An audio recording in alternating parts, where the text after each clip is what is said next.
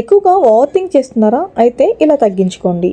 Over think అనేది అనేక సమస్యలకు కారణమవుతుంది. ఓవర్ థింక్ కారణంగా మానసిక ప్రశాంతత కోల్పోతాం. ఓవర్ థింక్ని తగ్గించుకోవడానికి చాలా చిట్కాలు ఉన్నాయి. అవి ఫాలో అవుతే సరిపోతుంది. ప్రతిరోజు ధ్యానం చేయడంలో మానసిక ఆరోగ్యం మెరుగుపడుతుంది. ఆలోచనలు స్థిరంగా ఉంటాయి. ధ్యానం చేయడంలో వర్తమానంలో జీవించే అవకాశం లభిస్తుంది. అలాగే ఏదైనా ఒక విషయం గురించి ఆలోచించడం లేదా ఇతరులతో డిస్కస్ చేయడం వంటి పనుల కోసం కొంత సమయాన్ని కేటాయించండి. ఇలా చేయడంలో ఓవర్ థింకింగ్ సమస్యను అధిగమించవచ్చు. ఆలోచనలో మార్పు రావడానికి జర్నలింగ్ చేయడం మంచి అలవాటు. మనసులో వచ్చే ప్రతి ఆలోచనను ఒక బుక్లో రాసుకోవాలి. ప్రశాంతంగా ఉన్న సమయంలో వీటిని చూస్తే ఎంతవరకు ఆలోచించాలో తెలుస్తుంది. క్రమం తప్పకుండా వ్యాయామం చేయడంలో మానసిక సమస్యలు దూరం అవుతాయి. వ్యాయామాలు చేస్తే ఎండార్ఫిన్లు అధికంగా రిలీజ్ అవుతాయి. ఆందోళన, ఒత్తిడి తగ్గించడంలో ఇది సహాయపడుతుంది.